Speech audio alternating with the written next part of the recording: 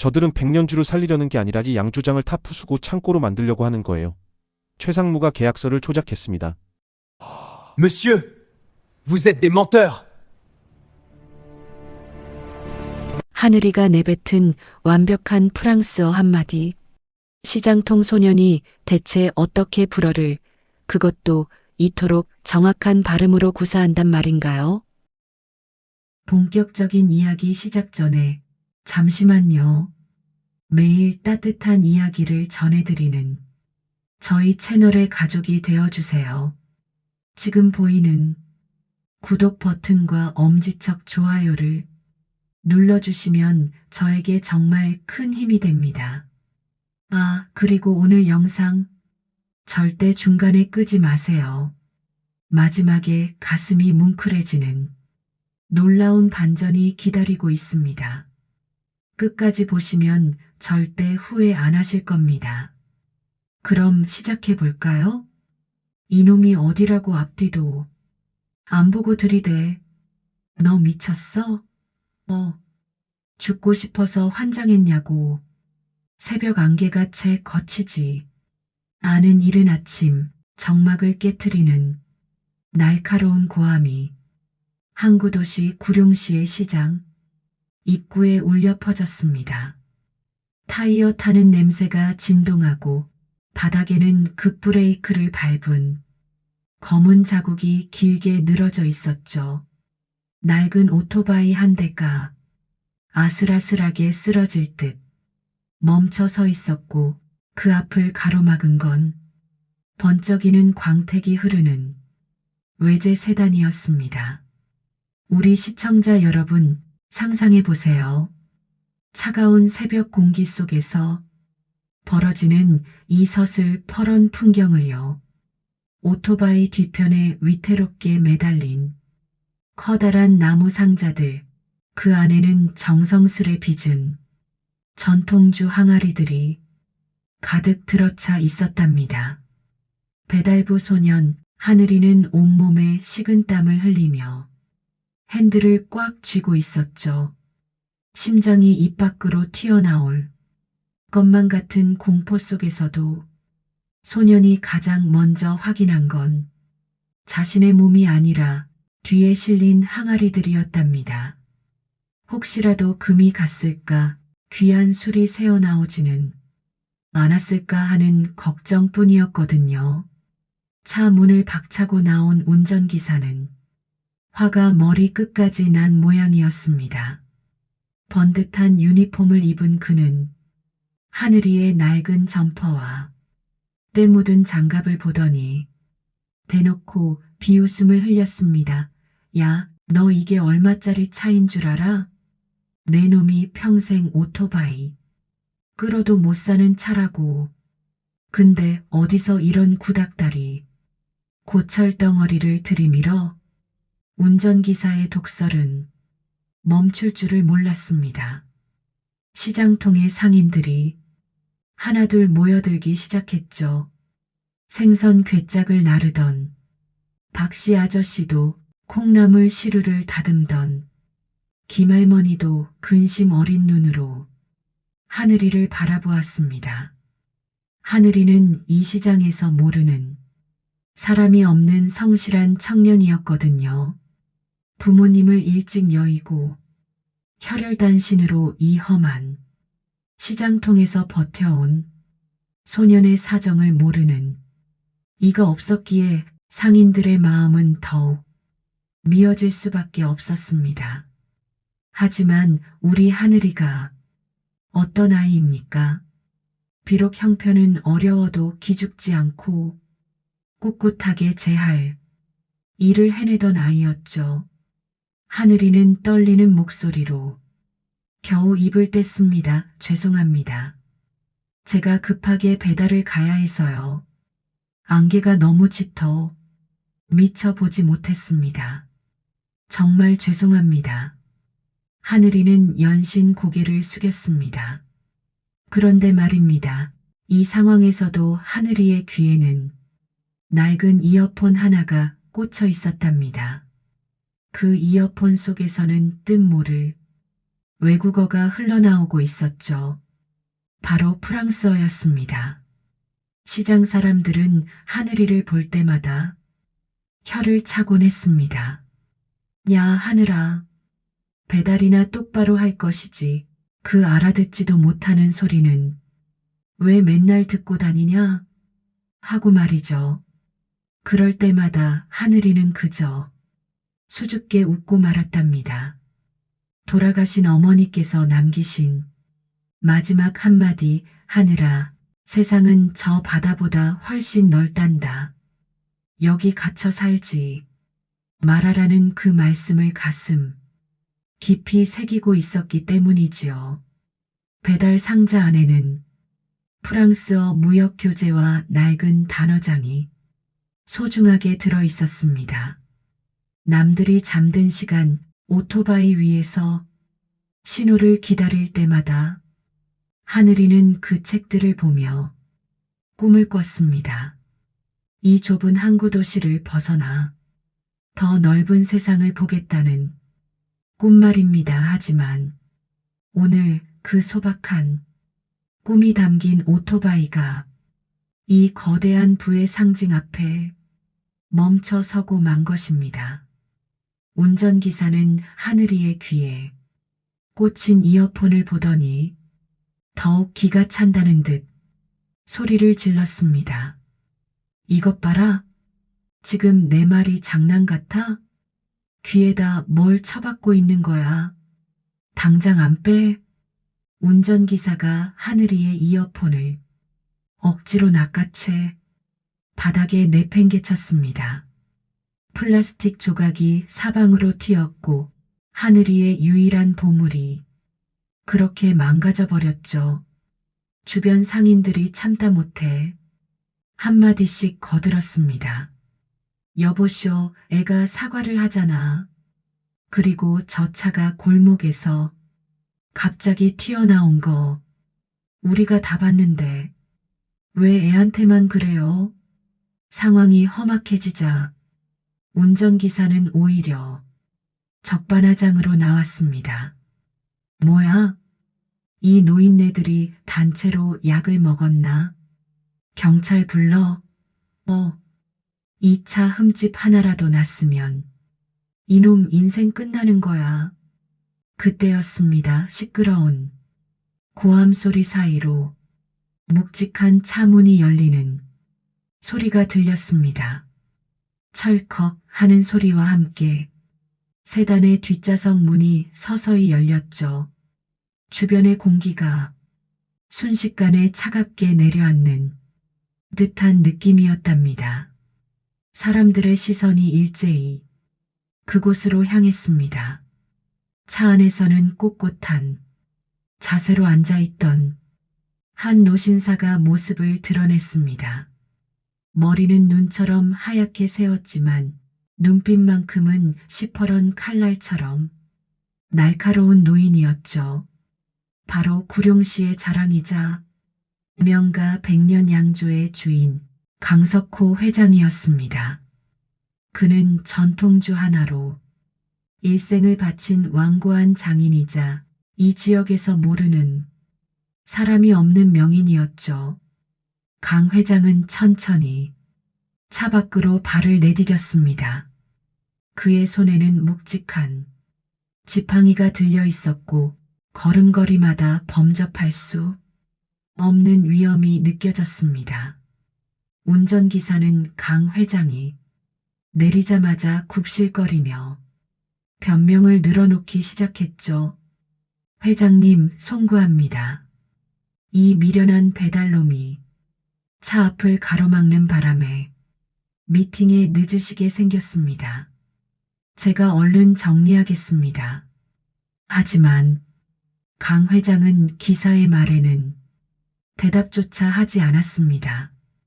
대신 그는 쓰러질 듯 서 있는 오토바이와 그 위에 위태롭게 실린 나무 상자, 그리고 그 상자 틈새로 보이는 무언가를 가만히 응시했습니다.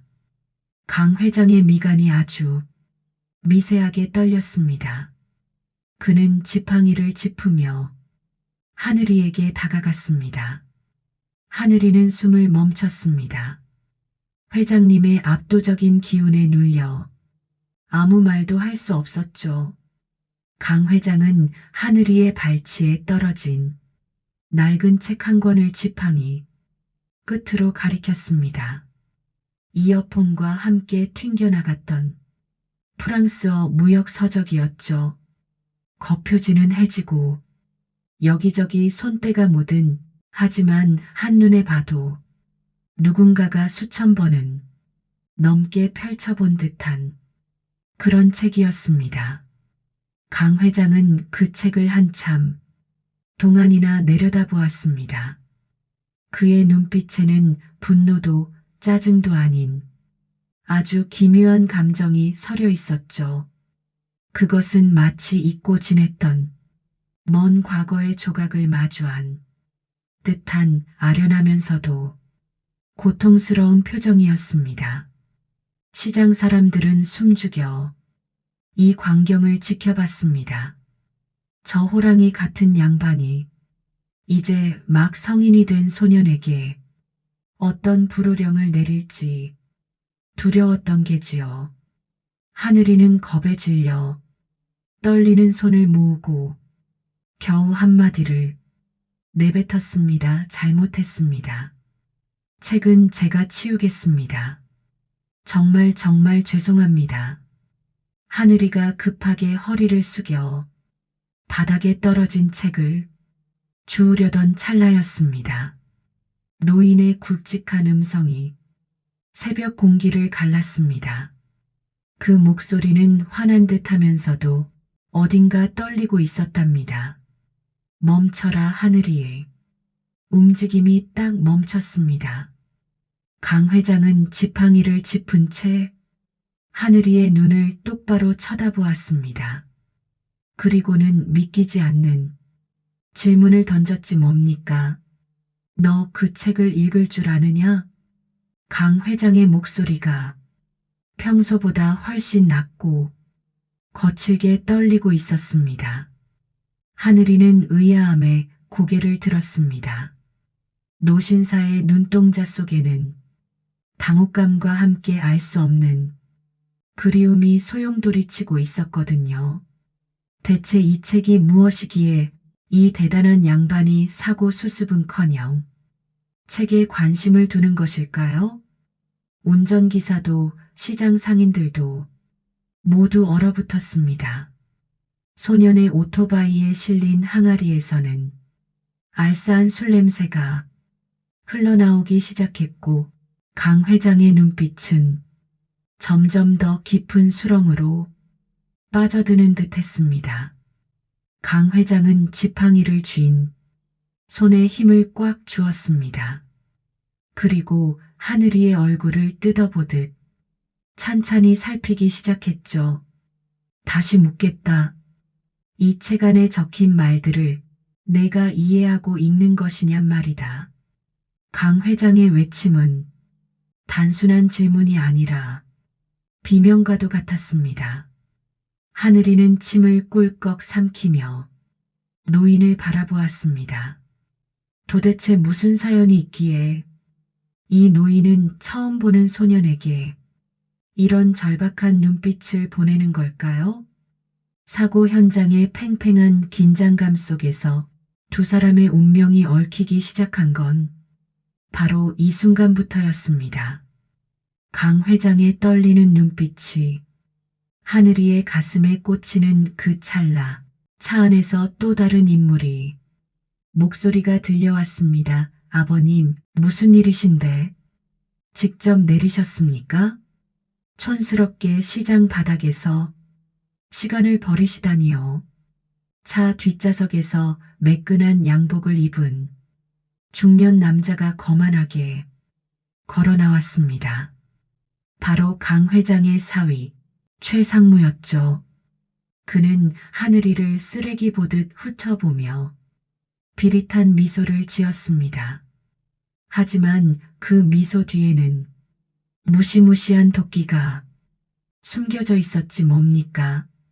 과연 이 사고의 끝에 기다리고 있는 건 무엇일까요? 강 회장은 왜 소년의 책에 그토록 반응한 것일까요? 여러분, 그 숨막히는 정적을 상상해 보십시오. 시장통에 그 시끄럽던 소음이 썰물처럼 빠져나가고 오직 노신사와 소년의 거친 숨소리만 남은 그 순간 말입니다. 강석호 회장의 눈은 소년의 발치에 떨어진 낡은 프랑스어 책에 고정되어 있었습니다. 그 책은 단순히 해진 종이 뭉치가 아니었습니다. 강 회장에게는 가슴 깊은 곳에 묻어두었던 평생을 후회로 절여온 어떤 기억을 끄집어내는 날카로운 갈고리와도 같았죠. 최상무는 아버님의 그런 이상한 반응이 못마땅하다는 듯 눈을 가늘게 뜨고 다가왔습니다. 그는 명품 구두로 바닥에 흩어진 이어폰 조각을 툭 치며 비릿한 웃음을 지었죠. 아버님, 이런 시장 바닥 애송이가 들고 다니는 책이 뭐가 그리 대단하다고 그러십니까? 그냥 어디서 주워온 거겠죠. 여보게, 기사. 얼른 이 꼬맹이 치우고 항의서 작성해. 우리 백년 양조의 명예를 더럽힌 죄가 얼마나 큰지 똑똑히 가르쳐줘야지. 최상무의 목소리는 기름칠한 듯 매끄러웠지만 그 안에는 송곳 같은 가시가 돋아 있었습니다. 그는 강 회장의 시선을 돌리려 애쓰며 하늘이를 몰아붙였죠. 하지만 강 회장은 사위의 말은 들리지도 않는 모양이었습니다. 그는 천천히, 아주 천천히 허리를 숙였습니다. 70대 중반의 노구에게 그 동작은 결코 쉽지 않았지만 그는 누구의 도움도 거절한 채 직접 손을 뻗어 그 낡은 책을 집어들었답니다. 책장 사이에서는 낡은 메모지와 단어 카드들이 우수수 떨어졌습니다. 그 종이들 위에는 삐뚤빼뚤하지만 정성이 가득 담긴 글씨들이 빼곡했죠.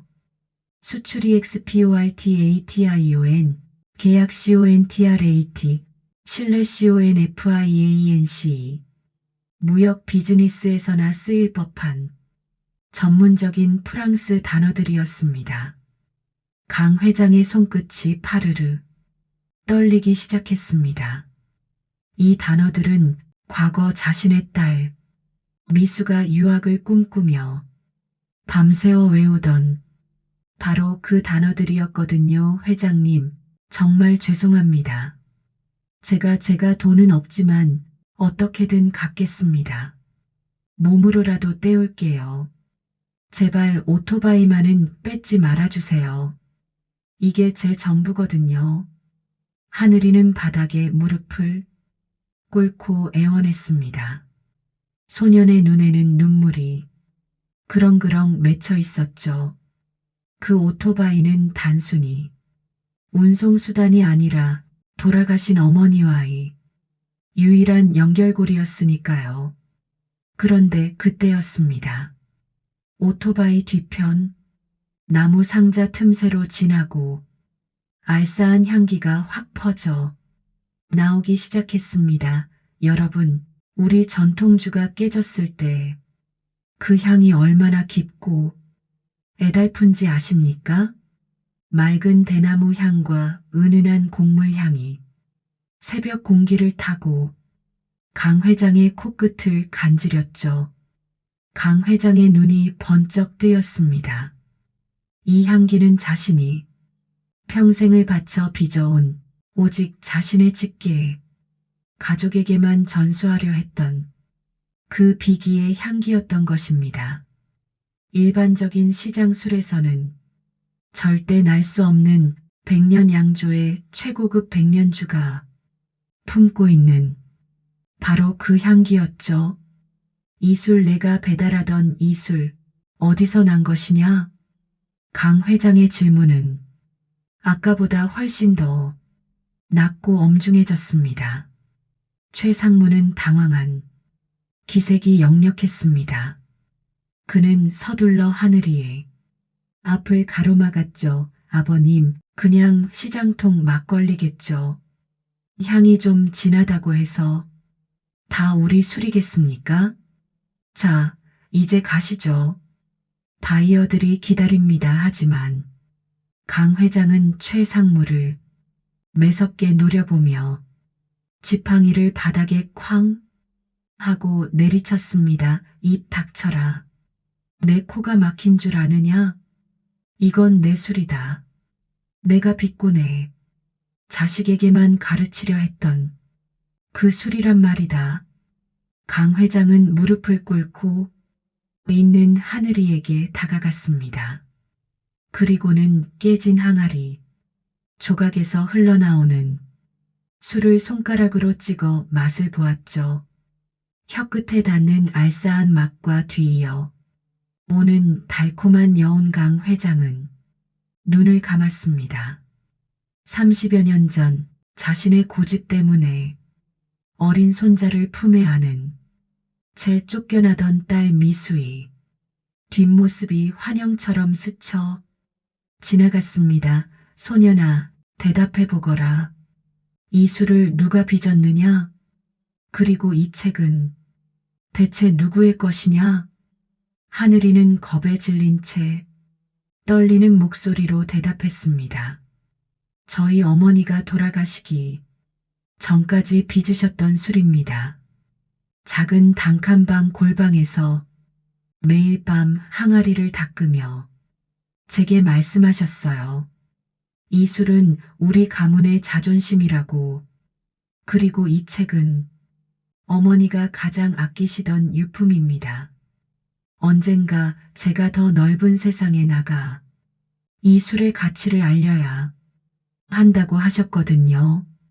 하늘이의 대답이 끝나기도 전에 강 회장의 지팡이가 바닥으로 툭 떨어졌습니다.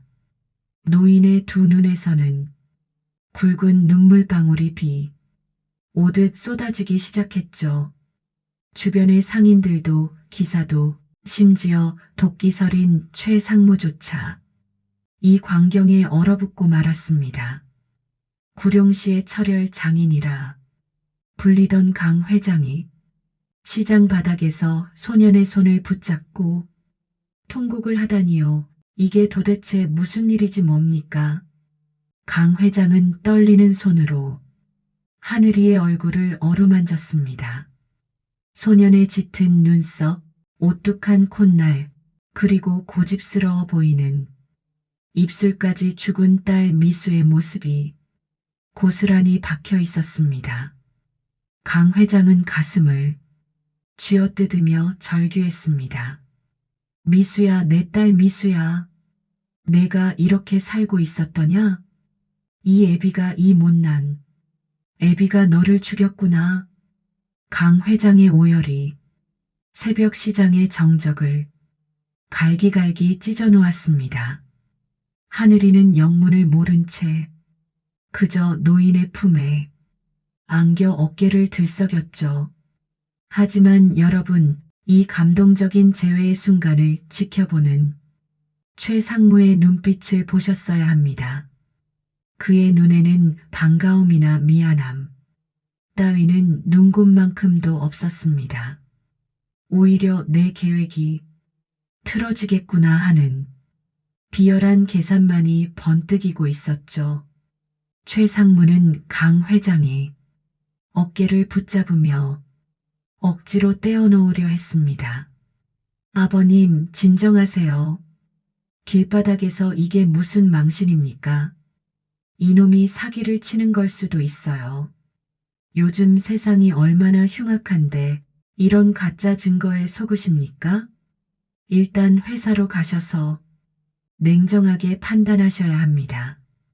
최상무는 강 회장을 차 안으로 밀어넣듯 태우고는 기사에게 소리쳤습니다. 뭐해? 당장 출발 안 하고. 그리고 저놈 경찰에 신고해. 무단으로 우리 상표를 도용해서 술을 빚은 죄로 당장 쳐넣으라고 차는 요란한 소리를 내며 시장을 빠져나갔습니다. 하늘이는 망가진 오토바이와 깨진 항아리 조각들 사이에 덩그러니 남겨졌죠. 소년의 손에는 강 회장이 떨어뜨리고 간 지팡이만이 쥐어져 있었습니다. 하늘이는 멍하니 멀어져 가는 세단의 뒷모습을 바라보았습니다. 할아버지 어머니가 꿈에서도 그리워하던 그분이 정말 전호신사였던 걸까요? 하지만 하늘이가 깨달아야 할 진실은 아직 시작도 되지 않았습니다. 강 회장이 소년을 데려오려 할 때마다 최 상무가 어떤 짓을 꾸밀지, 그리고 오늘 깨진 항아리가 단순히 사고가 아니었다는 사실까지 말이죠. 하늘이는 주머니 속에서 어머니의 유품인 낡은 나침반을 꺼냈습니다. 그런데 나침반의 바늘이 미친 듯이 회전하며 방향을 잡지 못하는 게 아니겠습니까?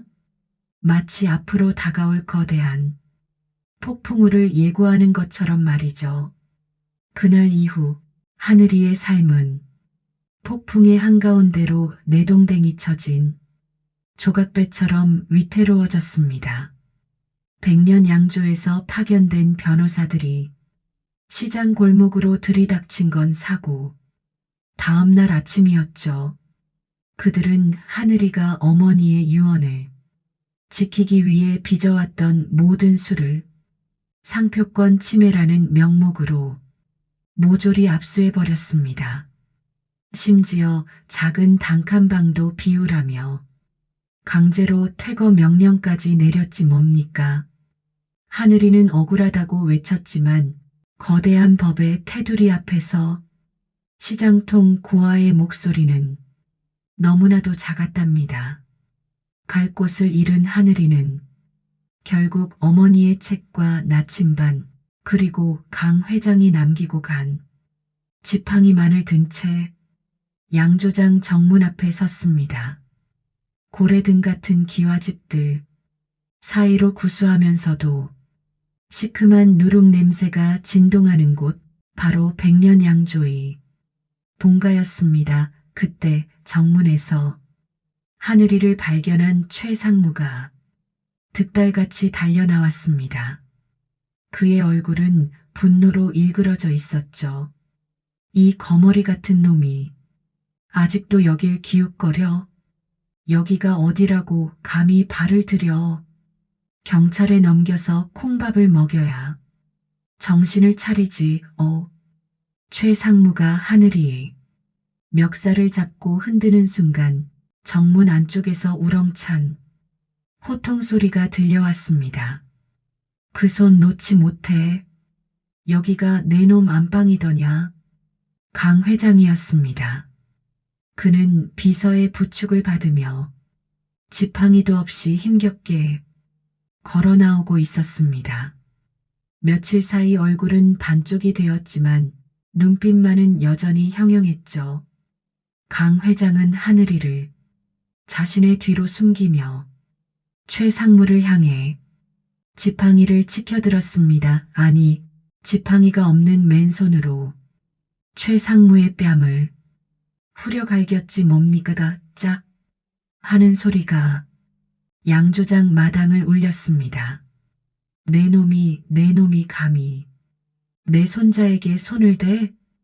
이 양조장이 누구 것인 줄 알고 까부는 게냐? 최 상무는 얼얼한 뺨을 감싸쥐고 뒷걸음질 쳤습니다. 하지만 그는 곧바로 표정을 싹 바꾸더니 비열한 웃음을 지었죠. 아버님, 노망이 드셔도 단단히 드셨군요. 이 천한 놈이 손자라니요? 어디서 주워온 자식을 데려와서는 이 중요한 시기에 망신을 자초하십니까? 천한 놈, 내 딸 미수가 낳은 이 아이가 천하다면 내 놈은 금수만도 못한 놈이다. 강 회장의 호통에 최 상무는 움찔했습니다. 강 회장은 숨을 몰아쉬며 하늘이의 손을 꼭 잡았습니다. 오늘부터 이 아이는 내 개인 수행비서다.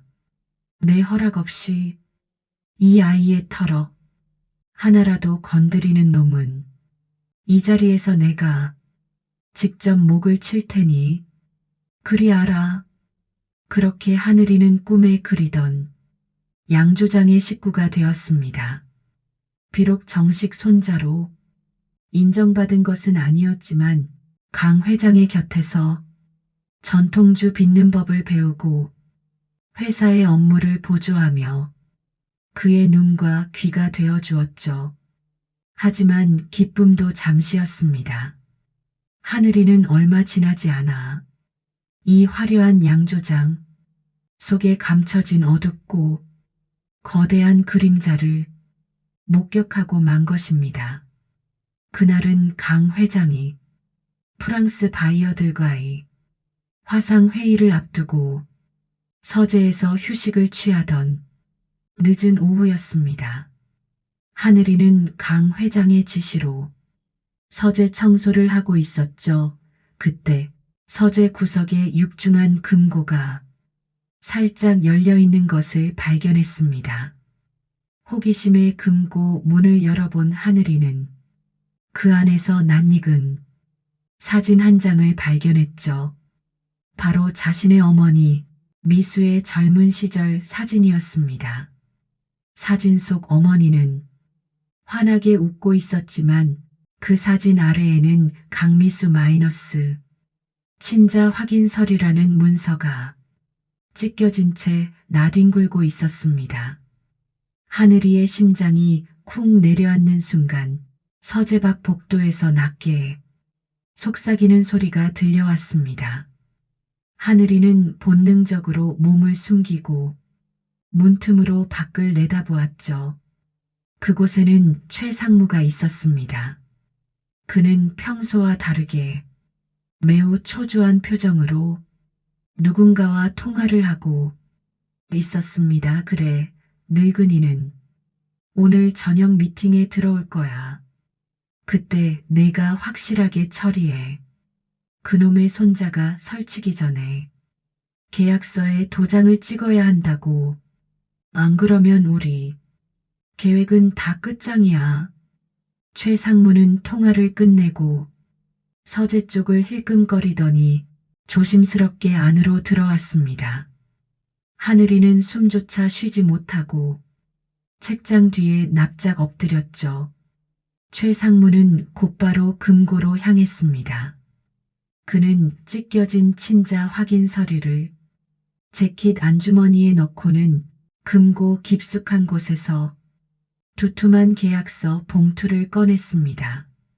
그리고는 품에서 똑같이 생긴 다른 봉투를 꺼내 금고 안에 넣고 원래 있던 계약서 봉투를 챙겨 나갔습니다.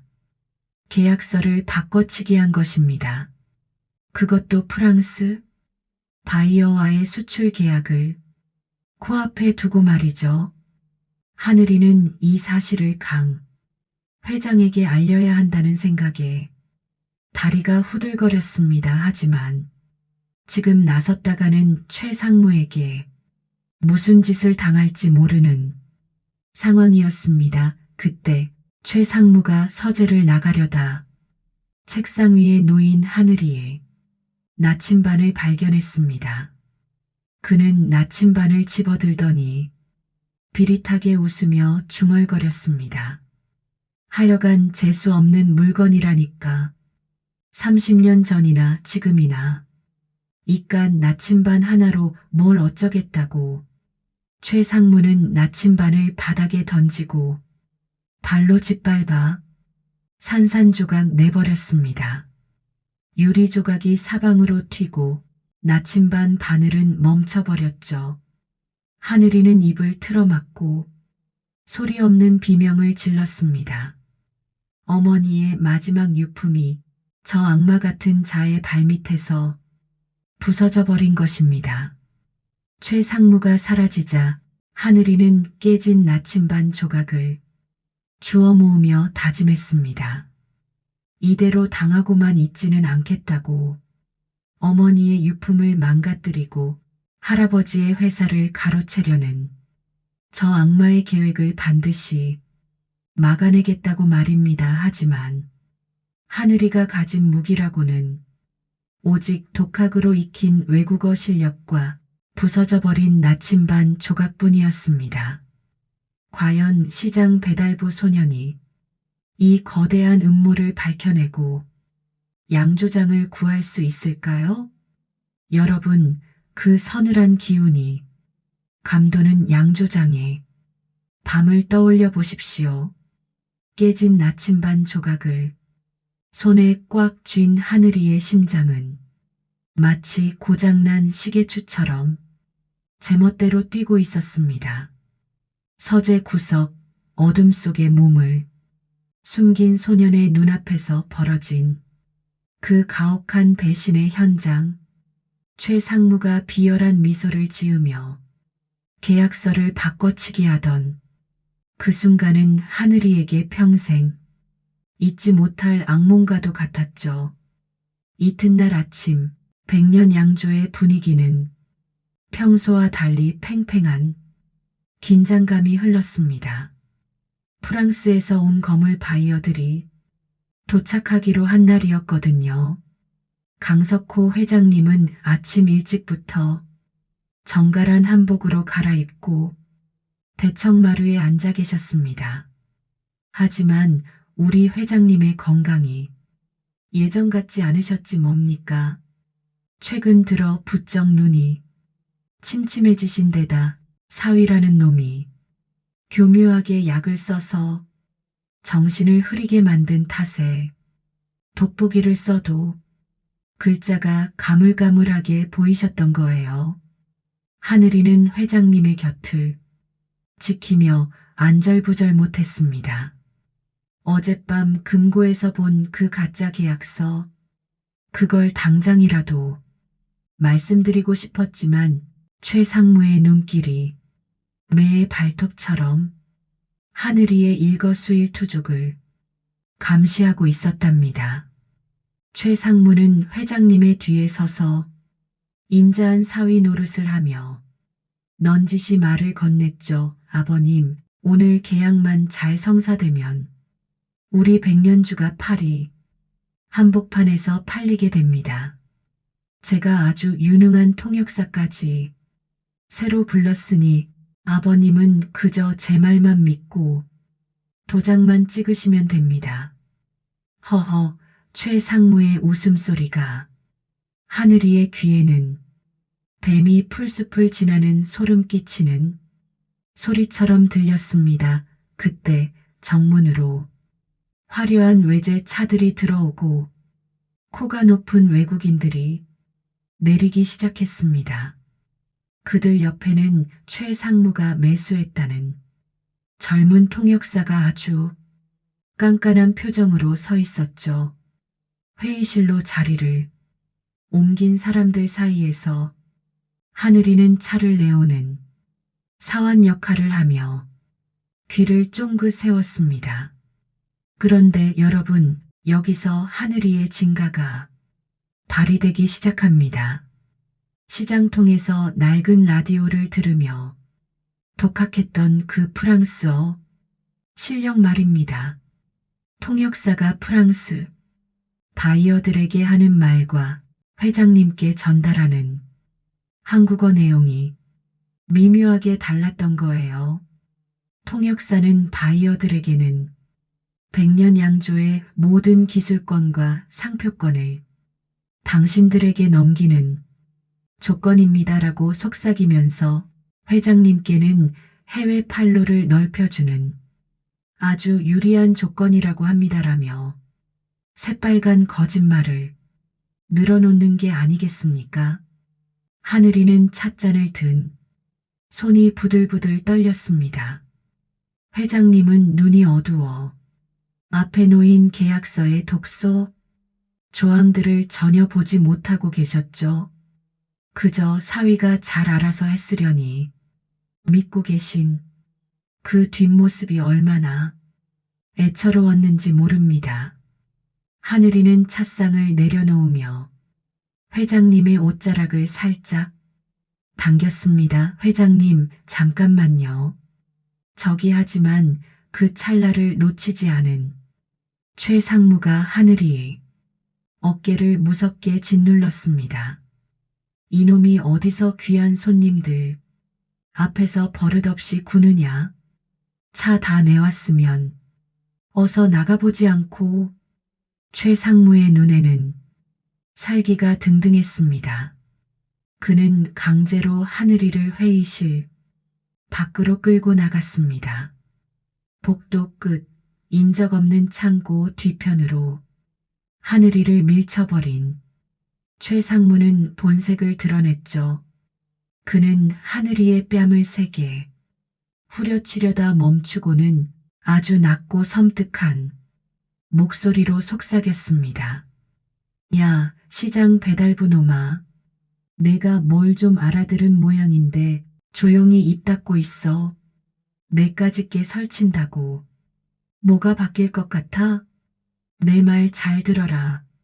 최 상무는 하늘이의 멱살을 잡고 얼굴을 가까이 들이밀었습니다.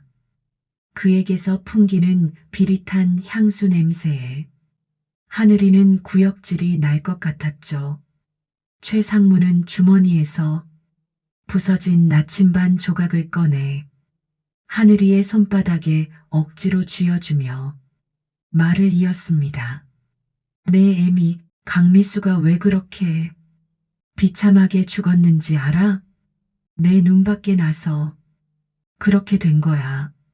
아버님 옆에서 얼쩡거리며 내 앞길 막으려다 그렇게 시장 바닥에서 객사한 거라고. 하늘이의 눈이 커졌습니다. 어머니의 죽음이 단순히 병 때문이 아니라 이 인간의 관계와 연관이 있었다는 말인가요? 하늘이는 분노로 온몸이 떨려왔습니다. 억울함과 슬픔이 파도처럼 밀려와 목구멍까지 차올랐죠. 하지만 최 상무의 다음 말은 소년의 영혼을 통째로 얼어붙게 만들었습니다. 한마디만 더 번긋해봐. 그때는 내 놈 목숨은 물론이고 저 안에서 눈도 안 보이는 늙은이까지 같이 지옥으로 보내줄 테니까 오늘 계약서에 도장 찍히는 순간 넌 이 집에서 영원히 사라지는 거야. 알겠어? 내 엄마 꼴 나기 싫으면 얌전히 처박혀 있으란 말이다. 최 상무는 하늘이를 바닥에 내팽개치고는 다시 회의실로 향했습니다.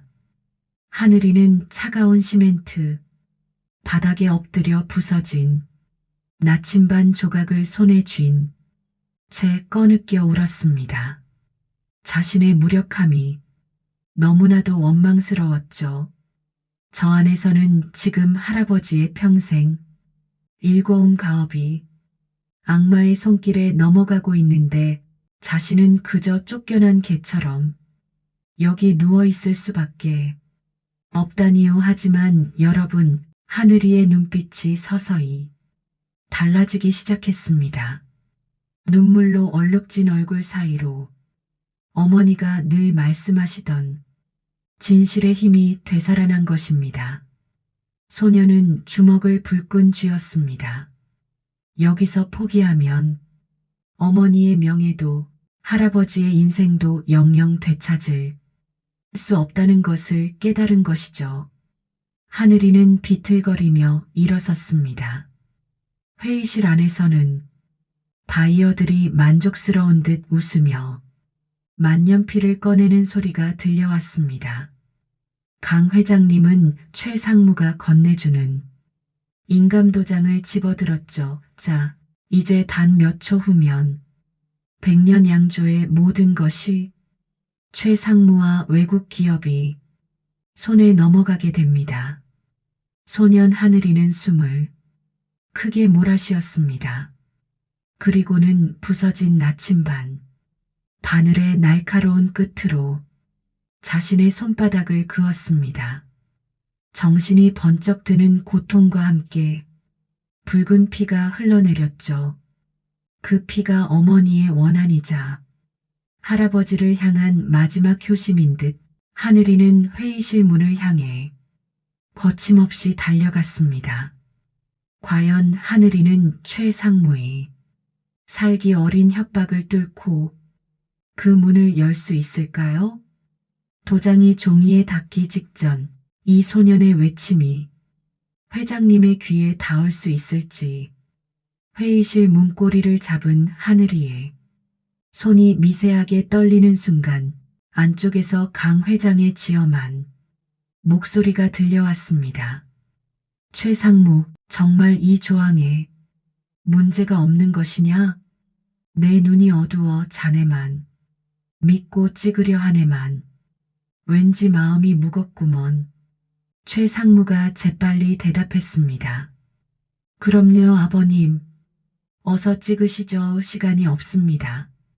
강 회장의 손이 천천히 계약서 위로 내려앉는 그 찰나 하늘이는 문을 박차고 들어갈 마지막 용기를 쥐어짜 냈습니다. 안 됩니다. 회장님, 그 도장 찍으시면 안 돼요. 육중한 회의실 문이 쾅 소리를 내며 벽에 부딪혔습니다. 숨을 헐떡이며 뛰어들어온 소년 하늘이의 모습은 그야말로 처참했지요. 최상무에게 얻어맞아 터진 입술에선 핏방울이 맺혀 있었고 손바닥에선 붉은 피가 흘러내려 바닥에 점점이 박혔답니다. 회의실 안의 사람들은 마치 마법에 걸린 듯 일제히 동작을 멈췄고 고요한 정적 속에 오직 소년의 거친 숨소리만이 파도처럼 넘실거렸지요. 우리 시청자 여러분, 한번 상상해 보세요. 번듯한 정장에 값비싼 시계를 찬 사람들 사이에서 땀과 피로 얼룩진 시장 배달부 옷을 입은 소년이 서 있는 그 기묘한 풍경을요. 강 회장님은 도장을 쥐고 있던 손을 멈추고 침침한 눈을 가늘게 뜨셨습니다. 하늘아, 내가 왜 여기? 노신사의 목소리는 힘없이 가라앉아 있었고 눈동자는 안개라도 낀 듯 초점이 흐릿했답니다. 그 찰나를 놓칠 상무가 아니었지요. 그는 번개처럼 자리에서 일어나 하늘이의 앞을 가로막았습니다. 얼굴에는 당혹감이 스쳤지만 이내 독사 같은 냉정함을 되찾았죠. 이 미친놈이 어디라고 감히. 비서들 뭐해? 당장 이놈 끌어내지 않고 정신병자가 난입했다고 경찰에 연락해. 최상무의 고함에 비서들이 서둘러 움직이려 했습니다. 하지만 강 회장님이 가느다란 손을 들어 그들을 제지했답니다. 가만히 있어봐라. 이 아이가 무슨 할 말이 있는 모양이구먼. 회장님의 목소리는 낮았지만 그 안에 서린 장인의 권위는 여전했지요. 그러나 회장님의 안색은 시간이 갈수록 창백해져만 갔습니다. 최상무가 미리 준비해둔 정신을 몽롱하게 만드는 약이 섞인 약차를 마신 탓이었거든요. 최상무는 속이 타들어가는 듯 입술을 깨물었습니다. 그는 바이어들을 향해 비굴한 미소를 지으며 영어로 잠시 소란이 있었습니다. 금방 정리하겠습니다라고 말하고는 다시 강 회장님에게 다가가 다정한 사위인 척 연기를 시작했지요. 아버님, 약 기운 때문에 환상을 보시는 겁니다. 이놈은 그저 돈을 노리고 들어온 사기꾼일 뿐이에요. 자, 어서 서명하시죠. 프랑스 분들이 기다리고 계십니다. 이 기회를 놓치면 백년양조는 정말 끝장이에요. 최상무는 회장님의 손에 억지로 만년필을 쥐어주었습니다. 그러고는 테이블 위에 놓인 화려한 크리스털 잔에 투명한 액체를 따랐지요.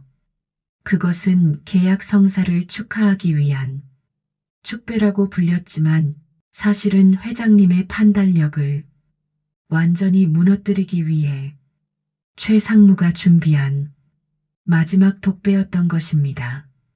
자, 아버님, 이 술 한 잔 드시고 기운 내서 도장 찍으시죠. 이게 다 우리 가문을 위한 일 아니겠습니까? 강 회장님은 떨리는 손으로 그 잔을 받아들었습니다. 잔 속에 담긴 술이 출렁이며 회장님의 흔들리는 마음을 대변하는 듯 했지요. 하늘이는 그 모습을 보며 가슴이 찢어지는 것 같았습니다. 할아버지, 그 술 마시면 안 돼요. 저 인간의 꼬임에 넘어가면 안 된단 말이에요. 속으로 외치고 또 외쳤지만 최상무의 부하들이 하늘이의 팔을 뒤로 꺾어 누르고 있어 입도 뻥끗하기 힘들었답니다. 그때였습니다. 회의실 한쪽에 앉아있던 프랑스 바이어들이 자기들끼리 낮은 목소리로 대화를 나누기 시작했지요. 그들은 한국 사람들이 자기네 말을 전혀 알아듣지 못할 거라 굳게 믿고 있었거든요. 그런데 말입니다. 우리 하늘이의 귀에는 그들의 말이 시장통 소음보다 더 또렷하게 들려왔지 뭡니까? 이 노인네 완전히 정신이 나갔군. 술 한 잔에 해벌쭉해서는 자기 가문을 통째로 넘기려 하다니 멍청하기 짝이 없어. 그러게나 말이야. 계약서에 도장만 찍히면 이 양조장은 우리 프랑스 와인 회사의 창고로 개조될 거야. 저 전통주 항아리들은 다 깨부수고 말이지. 하하. 바이어들의 비릿한 웃음소리가 하늘이의 귓가를 때렸습니다. 소년의 눈동자가 분노로 번뜩였지요. 어머니가 그토록 소중히 여기던 전통주 할아버지가 평생을 바쳐 일궈온 이 양조장이 한낱 창고로 변할 위기라니요. 하늘이는 자신을 누르고 있던 비서의 발등을 온 힘을 다해 짓밟았습니다. 악! 비명이 터진 틈을 타 하늘이는 강 회장님의 테이블로 몸을 날렸습니다. 회장님, 그 술 마시지 마세요. 저들이 하는 말을 제가 다 들었습니다. 저들은 백년주를 살리려는 게 아니라 이 양조장을 다 부수고 창고로 만들려고 하는 거예요. 최 상무님이 계약서를 조작했습니다. 하늘이의 외침에 회의실 안은 물을 끼얹은 듯 찬물을 끼얹은 듯 조용해졌습니다. 최 상무의 얼굴은 이제 흑빛을 넘어 보랏빛으로 변해갔지요. 그는 미친 듯이 소리를 질렀습니다. 이놈이 끝까지 사기를 쳐? 내가 뭘 안다고 짓거려. 불어 한마디도 못하는 시장. 배달부 주제에 어디서 거짓말이야. 최 상무는 강 회장님의 손에 든 술잔을 억지로 입가로 가져갔습니다. 아버님, 저놈 말 듣지 마세요. 어서 마시고 사인하세요. 회장님의 눈동자가 힘없이 풀리며 술잔이 입술에 닿으려는 찰나 하늘이는 바닥에 떨어져 있던 자신의 부서진 나침반 바늘을 발견했습니다.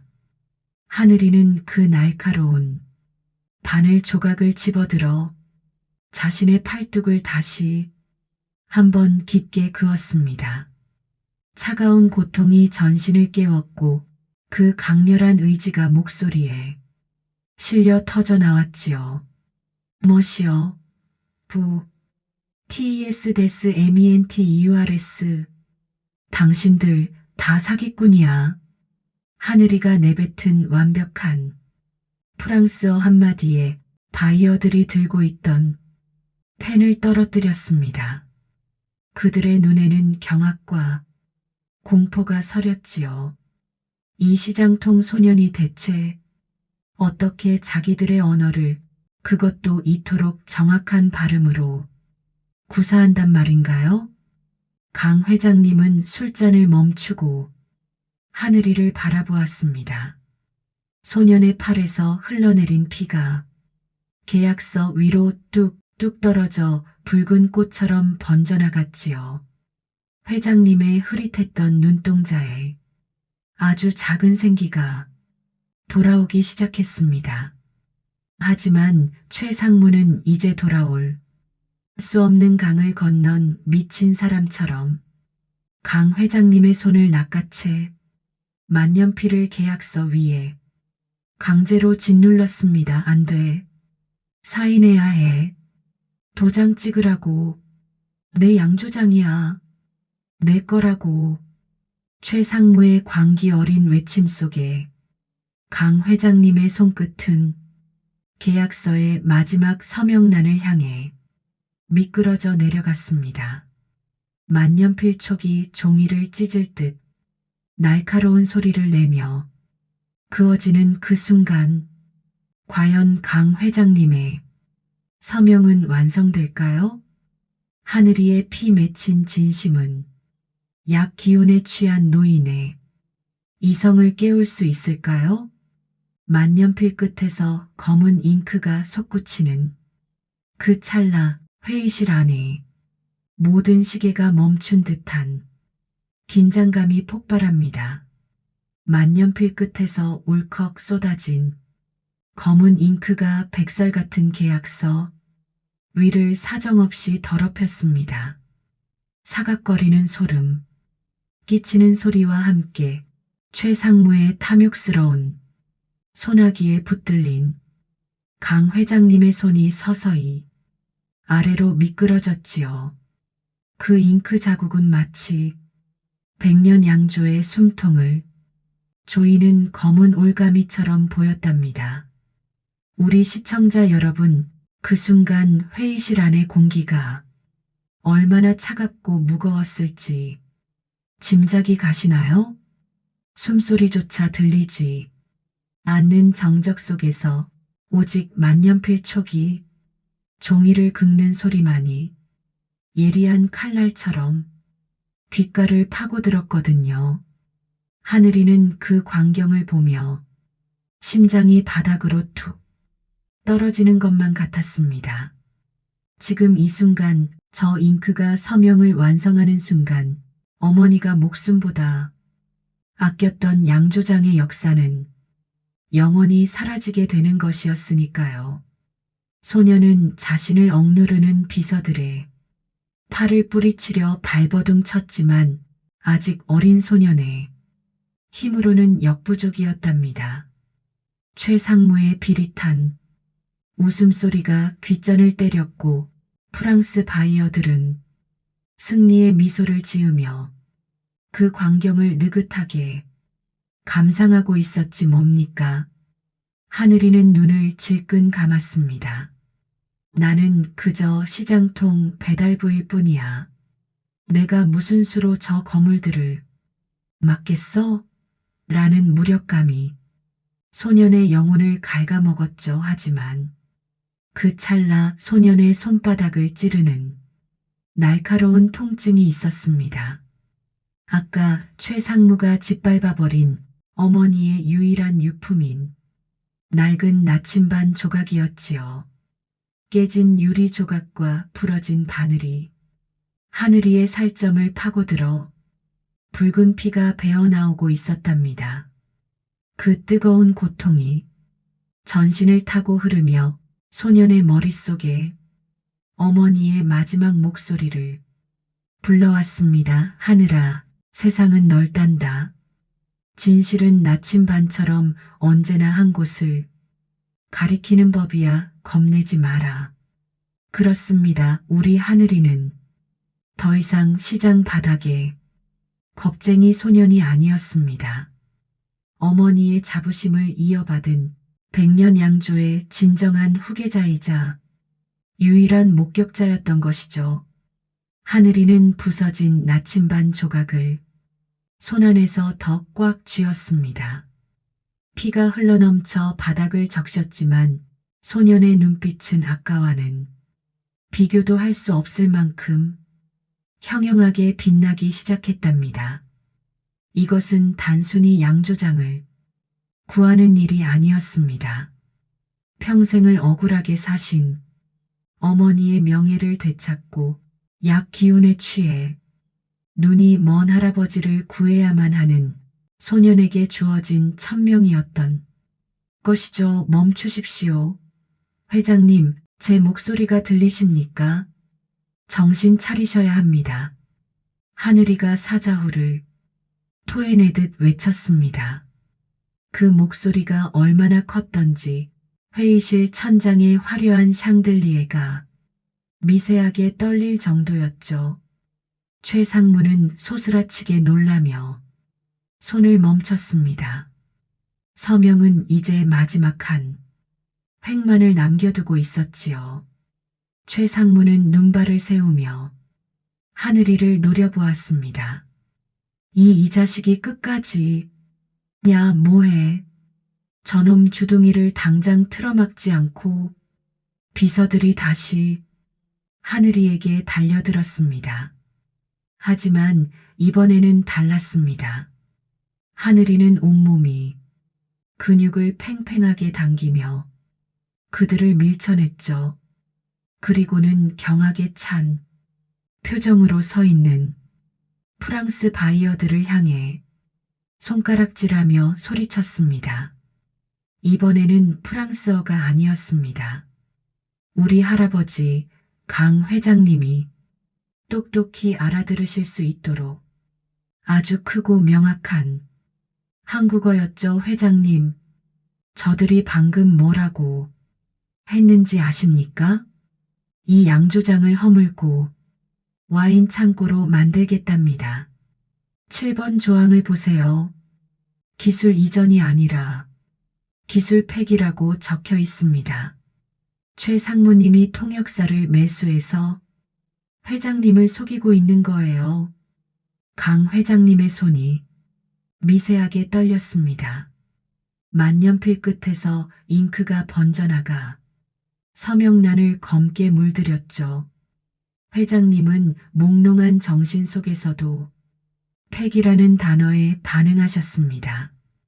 평생을 술 빚는 일에 바친 노인에게 기술을 버린다는 말은 자기 목숨을 끊으라는 말과 같았거든요. 강 회장님은 초점이 흐릿한 눈으로 서서히 고개를 들어 하늘이를 바라보았습니다. 하늘아, 내가 방금 뭐라고 했느냐? 내 기술을 버린다고? 최 상무는 다급해졌습니다.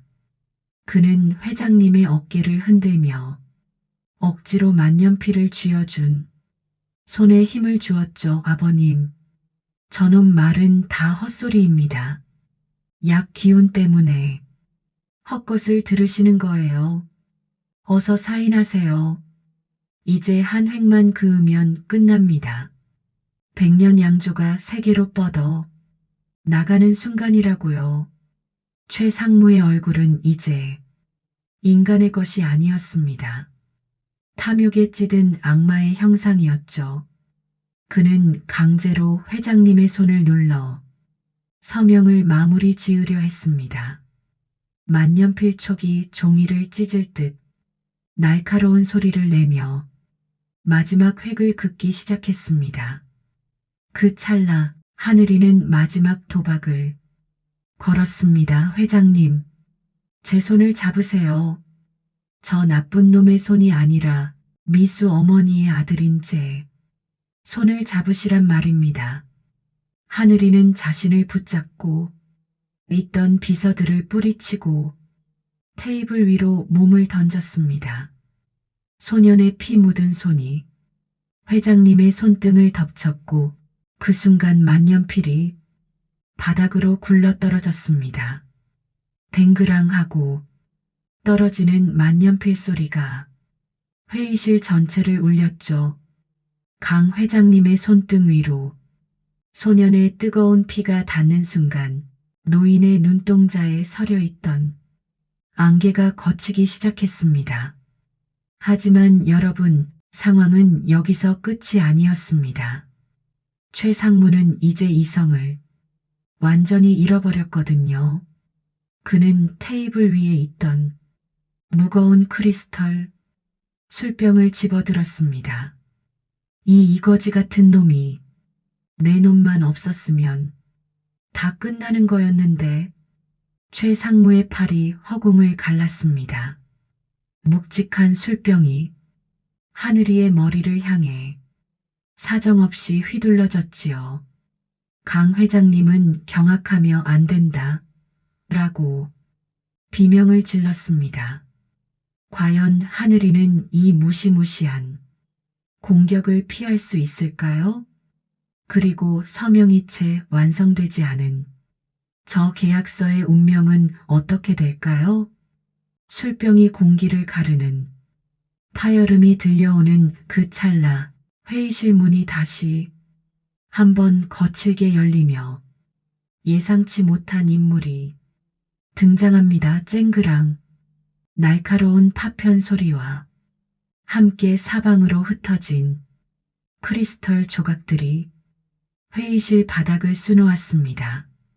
최상무가 휘두른 묵직한 술병은 하늘이의 머리를 아슬아슬하게 비껴가 테이블 모서리를 강타했지요. 그 충격으로 강 회장님이 마시려던 독이 든 술잔이 산산조각 났고 시커먼 잉크와 독한 술이 뒤섞여 계약서 위를 엉망진창으로 더럽혔답니다. 우리 시청자 여러분, 그 아찔한 순간을 한번 그려보세요. 깨진 유리 조각이 햇빛에 반사되어 번뜩이고 바닥에 흥건하게 고인 술에선 코를 찌르는 알싸한 향기가 진동했죠. 머리칼 끝을 스치고 지나간 죽음의 공포에 하늘이는 온몸의 털이 곤두서는 것 같았지만 소녀는 물러서지 않았습니다. 오히려 그 혼란을 틈타 테이블 위로 당당히 올라섰지요. 낡은 작업화 바닥에 묻은 시장통의 흙먼지가 고급스러운 대리석 테이블 위에 선명한 발자국을 남겼답니다. 그것은 마치 억눌려 살던 평범한 사람들의 울분이 권력의 심장부에 가하는 일격과도 같았죠. 최상무는 이제 이성을 완전히 상실한 짐승처럼 울부짖었습니다. 이 벌레 같은 놈이 감히 여기가 어디라고 발을 올려. 비서들 뭐해. 저놈 당장 끌어내서 사지를 비틀어버려. 최상무의 광기, 어린 명령의 비서들이 다시 하늘이에게 달려들려 했습니다. 하지만 그 순간 회의실 안을 쩌렁쩌렁 울리는 목소리가 터져나왔지요. 이번에는 한국어가 아니었습니다. 소년의 입에서 터져나온 것은 물 흐르듯 유창하고 기품 있는 프랑스어였답니다. 메이시어즈, 아리쥐에이알디이지, 빈CT, 함, 일부, TROMPAUSSI, 신사, 여러분, 이 남자를 똑똑히 보십시오. 그는 당신들도 속이고 있습니다. 하늘이의 외침에 회의실은 순식간에 찬물을 끼얹은 듯 고요해졌습니다. 의자에 비스듬히 앉아 이 소동을 비웃으며 지켜보던 프랑스 바이어들이 약속이라도 한 듯 자리에서 벌떡 일어났지요. 그들의 눈에는 경악과 당혹감이 소용돌이치고 있었답니다. 시장통 배달부 옷을 입은 피투성이가 된 소년의 입에서 자기네 나라의 귀족들이나 쓸 법한 완벽한 문법이 프랑스어가 튀어나올 줄 누가 상상이나 했겠습니까? 하늘이는 멈추지 않았습니다. 소녀는 바닥에 떨어진 깨진 나침반 조각을 손에 쥔 채 피가 흐르는 손으로 최상무를 가리키며 바이어들을 향해 쉼 없이 말을 쏟아냈지요. 이 남자는 자신의 장인인 회장님을 약물로 취하게 만들었습니다. 그리고 당신들이 고용한 통역사는 이미 이 남자의 돈에 매수되어 거짓 통역을 하고 있었죠. 당신들이 방금 창고로 만들겠다고 비웃었던 그 말 제가 다 들었습니다. 당신들은 이 유서 깊은 양조장을 존중할 마음이 전혀 없지 않습니까? 프랑스 바이어들의 수장인 뒤퐁 씨는 얼굴이 새하얗게 질려 어버버하며 말을 잇지 못했습니다. 자기들끼리 비밀스럽게 주고받았던 추악한 대화가 이 소년의 귀에 다 들어갔다는 사실에 등 줄기에 식은땀이 흘렀던 게지요. 뒤퐁 씨는 떨리는 목소리로 물었습니다. 카멘트, 언심펄, LIVERUR, PUT-1, COMPRENDRE, 노트러 LANGUE, 어떻게 일개 배달부가 우리 말을 알아듣는단 말인가? 그 질문에 하늘이는 비릿한 피 냄새가 섞인 미소를 지으며 대답했답니다. 나는 시장 바닥에서 구석구석 술을 나르며 세상을 배웠습니다. 어머니는 나침반이 언제나 북쪽을 가리키듯 진실은 언젠가 밝혀진다고 가르치셨죠. 당신들의 그 오만한 언어가 이 양조장의 역사를 망치게 둘 순 없습니다. 소년의 당당한 태도와 서슬퍼런 프랑스어 연설에 회의실 안의 공기는 완전히 뒤바뀌어 버렸습니다. 최상무는 이제 자기가 무슨 말을 해도 소용없다는 것을 깨달은 듯 덜덜 떨리는 손으로 테이블을 짚었습니다. 통역사는 이미 겁에 질려 구석으로 도망친 지 오래였지요. 그때였습니다. 몽롱한 약 기운 속에서 헤매던 강 회장님이 천천히 고개를 드셨습니다. 소년의 팔에서 뚝뚝 떨어지는 붉은 피가 할아버지의 손등에 닿아 차가운 이성을 깨운 것이지요. 회장님은 탁한 눈을 비비며 하늘이를 바라보았습니다. 소년의 모습 뒤로 30년 전 당당하게 자신의 꿈을 말하던 딸 미수의 환영이 겹쳐 보였답니다. 하늘아, 내가 정말 그들의 말을 알아듣는 것이냐? 저들이 내 백년주를 버리려 한다는 것이 참말이냐? 강 회장님의 목소리는 떨리고 있었지만 그 안에 서린 장인의 자존심은 다시금 불꽃처럼 타오르고 있었지요. 하늘이는 테이블 위에서 내려와 할아버지의 발치에 무릎을 꿇었습니다. 회장님, 아니 할아버지, 제 눈을 보세요. 저들은 백년 양조의 기술을 가져가는 게 아니라 경쟁사인 자기들의 와인을 팔기 위해 이 양조장을 없애버리려는 겁니다. 최 상무님이 그 대가로 뒷돈을 받기로 했고요. 저기 조작된 계약서를 보세요. 강 회장님은 돋보기를 고쳐 쓰고 피와 잉크로 범벅이 된 계약서를 노려보았습니다. 침침한 눈이었지만 평생 술을 빚으며 단련된 그 예리한 감각이 비로소 깨어났지요. 최 상무는 최후의 발악을 하듯 강 회장님의 팔을 붙잡았습니다. 아버님, 저놈 말 믿지 마세요. 저놈이 지금 프랑스어로 저놈들을 협박하고 있는 겁니다. 저놈이 우리 회사를 망치려고 저러는 거라고요. 하지만 강 회장님은 최 상무의 손을 매정하게 뿌리쳤습니다. 닥쳐라. 내 귀가 먹었지. 마음까지 먹은 줄 아느냐? 저 아이의 눈을 보아라. 저건 거짓을 말하는 눈이 아니다. 미수의 눈이야, 내 딸. 미수의 눈이란 말이다. 강 회장님은 숨을 크게 몰아쉬시더니 하늘이의 어깨를 짚고 힘겹게 자리에서 일어나셨습니다. 그리고는 경악에 찬 표정으로 서 있는 바이어들을 향해 엄중하게 선포하셨죠. 오늘 계약은 없던 일로 하겠소. 그리고 이제부터 우리 백년양조의 모든 통역과 협상은 여기 있는 내 손자 강하늘이 맡을 것이오. 회장님의 폭탄 선언에 회의실은 다시 한번 요동쳤습니다.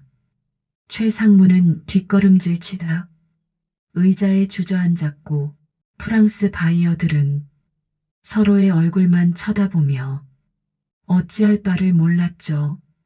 하늘이는 할아버지 든든한 손길을 느끼며 눈물을 삼켰습니다. 시장통에서 멸시받던 배달부 소년이 드디어 가문의 운명을 짊어진 영웅으로 우뚝 선 순간이었답니다. 하늘이는 할아버지가 건네주신 만년필을 받아들고 계약서를 한 장 한 장 넘기기 시작했습니다.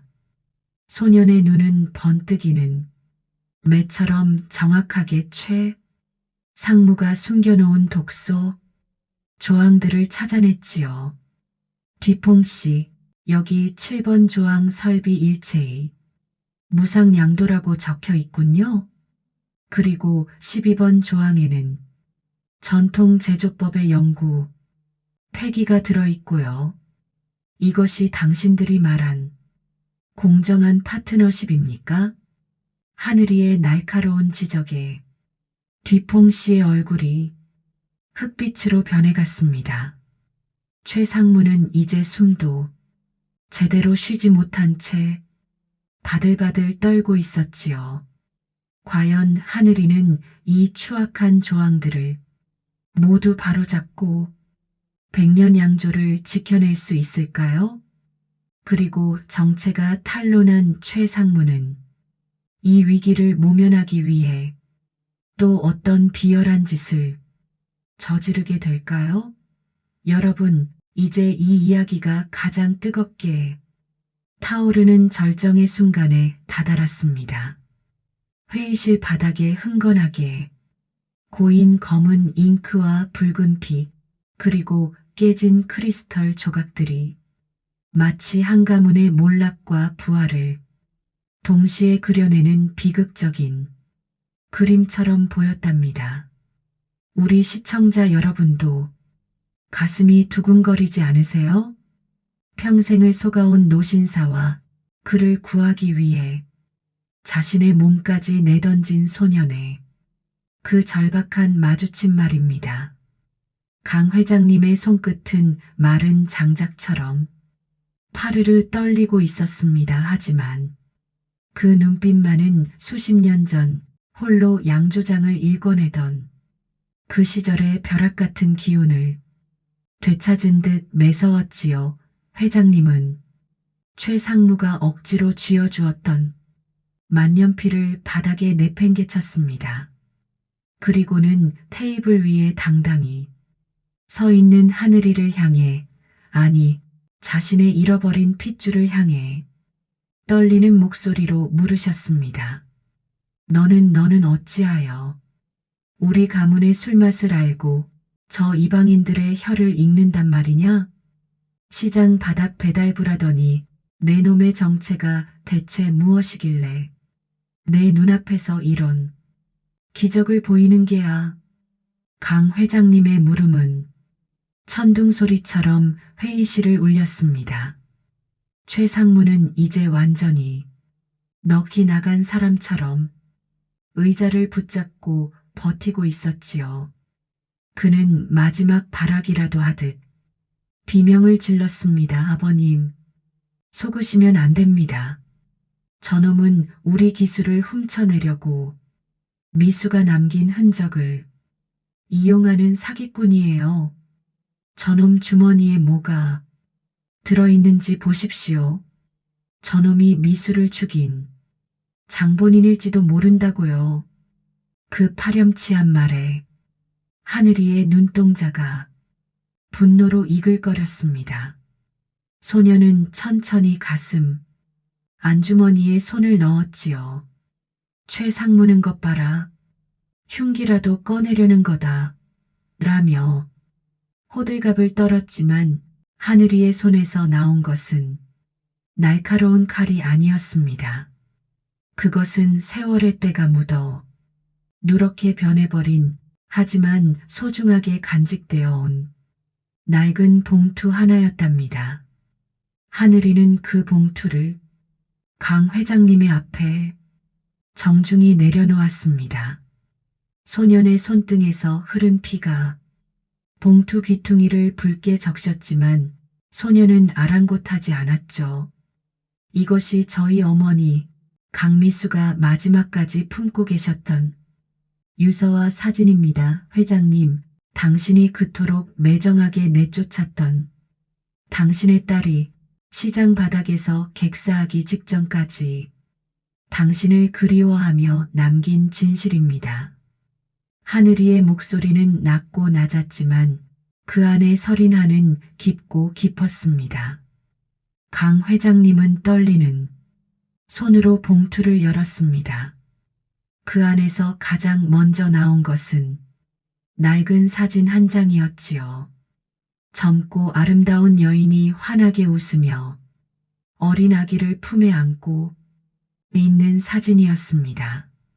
그 여인의 눈매와 입술, 그리고 고집스러워 보이는 이마까지 강 회장님은 숨이 멎는 것 같았습니다.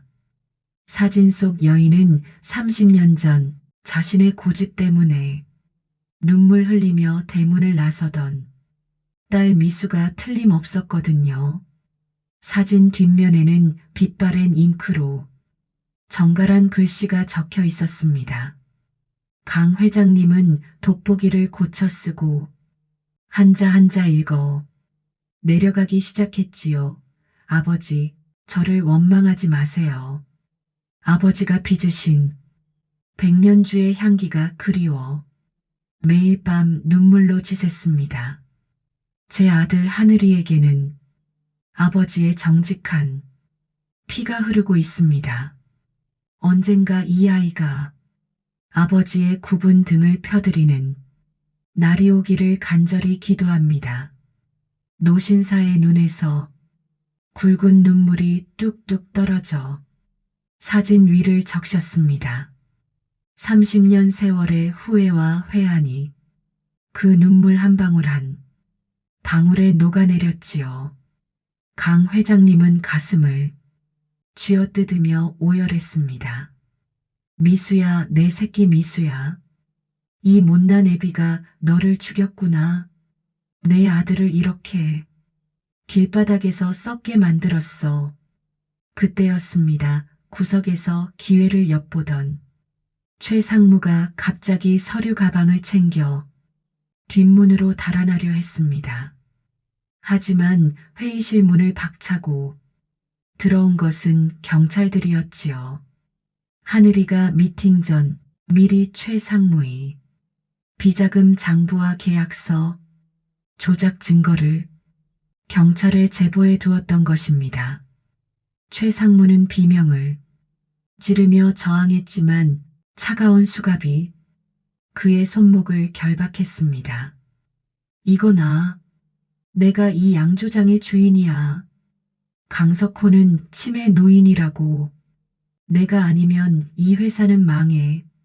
최상무의 광기 어린 외침은 경찰차 사이렌 소리에 무쳐 멀어져 갔습니다. 회의실에는 이제 승리한 소년과 참회하는 노인, 그리고 당황한 프랑스 바이어들만 남게 되었지요. 하늘이는 할아버지의 어깨를 조용히 감싸 안았습니다. 평생을 억누르고 살았던 슬픔이 비로소 따뜻한 체온으로 녹아내리는 순간이었답니다. 강 회장님은 하늘이의 얼굴을 어루만지며 말씀하셨습니다. 너였구나. 내가 내 손주였어. 내 딸의 목숨과 맞바꾼 소중한 보석이었어. 너는 어찌 이리 우리 가문의 수를 잘 알고 내 마음을 읽느냐? 하늘이는 빙그레 미소 지으며 대답했죠. 어머니가 매일 밤 들려주셨거든요.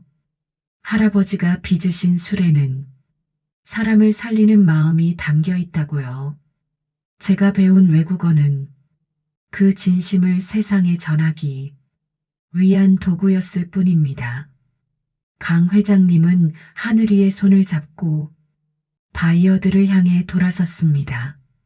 노인의 허리는 더 이상 굽어 있지 않았습니다. 자, 이제 진짜 계약을 시작합시다. 조작된 서류가 아니라 우리 백년 양조의 진심이 담긴 계약을요. 통역은 내 손자 강하늘이 할 것이오. 하늘이는 할아버지의 곁에서 당당하게 가슴을 폈습니다. 시장 배달부의 낡은 점퍼는 어느새 가문의 자부심을 상징하는 갑옷처럼 빛나고 있었지요. 프랑스 바이어들도 소년의 위엄에 압도되어 고개를 숙였습니다. 하지만 여러분, 행복은 늘 시련 뒤에 오는 법이지요. 강 회장님이 소년의 손을 잡고 승리의 미소를 짓던 그 찰나 노인의 얼굴이 갑자기 종이처럼 하얗게 질리더니 가슴을 부여잡고 쓰러지시는 게 아니겠습니까? 할아버지, 할아버지 정신 차리세요. 하늘이의 비명이 회의실 가득 울려 퍼졌습니다. 사진 속 어머니의 환한 미소 위로 회장님의 거친 숨소리가 잦아들기 시작했죠. 이제 겨우 가족을 찾았는데 하늘이는 다시 할아버지를 잃게 되는 걸까요? 급하게 달려오는 구급차의 소리가 멀리서 들려오는 가운데 소년의 눈에는 다시금 절망의 그림자가 드리워졌습니다. B-B- 하고 규칙적으로 울리는 의료 장비의 기계적인 소음만이 정적을 가르고 있었지요. 하얀 소독약 냄새가 코를 찌르는 이곳은 항구도시의 한 대학병원 중환자실 앞이었답니다. 우리 시청자 여러분, 그 차가운 병원 복도 의자에 홀로 앉아 있는 소년의 뒷모습을 상상해 보십시오. 시장통 배달부 옷은 어느새 할아버지의 피와 눈물로 얼룩져 있었고 소년의 어깨는 감당하기 힘든 삶의 무게에 짓눌린 듯 가늘게 떨리고 있었거든요. 하늘이는 병실 문 너머로 보이는 강 회장님의 창백한 얼굴을 바라보며 몇 시간째 꼼짝도 하지 않았답니다. 이제 겨우 할아버지를 만났는데 평생 가슴에 품고 살았던 유일한 핏줄을 이렇게 또 허망하게 보낼 수는 없었지 뭡니까? 소녀는 주머니 속에서 피 묻은 어머니의 사진을 다시 꺼내 들었습니다. 엄마 제발 할아버지를 지켜주세요. 저 혼자 남겨두지 마세요. 소년의 간절한 기도가 병원의 고요한 공기를 타고 흘러갔지요. 시간이 얼마나 흘렀을까요?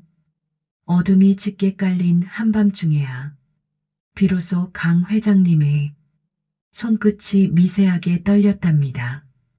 굳게 닫혀있던 노인의 눈꺼풀이 무겁게 들리더니 산소 마스크 너머로 거친 숨소리가 새어나왔죠. 하늘이는 번개처럼 할아버지의 곁으로 달려가 그 주름진 손을 꼭 잡았습니다. 할아버지, 제 목소리 들리세요? 저 여기 있어요. 하늘이에요.